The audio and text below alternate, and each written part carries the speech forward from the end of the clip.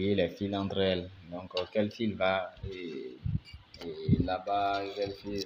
Donc, bon, tout d'abord, ce que moi j'essaie de faire ici, c'est de monter le ventilo, de monter le ventilo et la résistance chauffante de telle sorte que lorsque la température maximale est atteinte, par exemple, je vous ai montré comment faire la programmation 37,5.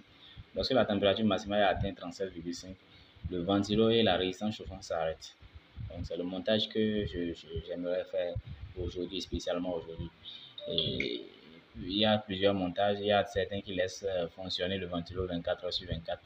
Moi, je ne vais pas le faire. Et même le montage que moi je veux faire, c'est de faire fonctionner le ventilo au même titre que la résistance chauffante. Donc, pour ce faire, il faut considérer, les fils, les deux derniers fils, noir et jaune. Donc, je vais relier les bornes. Je vais relier les bornes de la résistance chauffante et les bornes du ventilo au fil rouge et noir. Ici, nous sommes en 220 volts, donc il n'y a pas de problème avec les couleurs. Il faut juste relier chaque borne.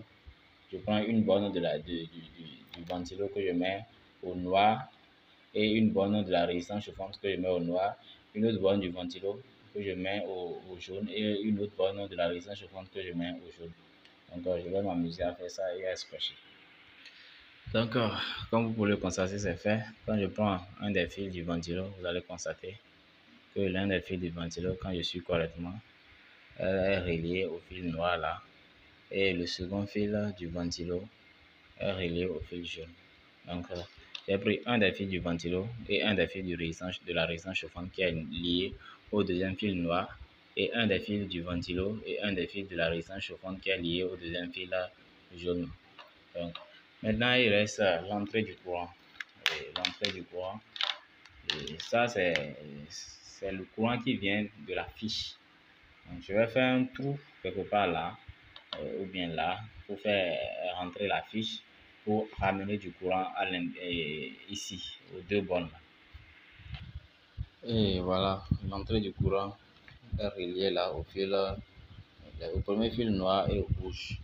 Quand il s'agit d'une couverture solaire, méfiez-vous avec les bornages. Mettez toujours le rouge au rouge, le noir au noir et utilisez des fils rouges et noirs pour ne pas vous tromper parce que si vous vous trompez au cours d'un câblage, le câblage est d'une couverture de 12 volts et que vous vous trompez sur la couleur des fils, elle risque de griller les éléments.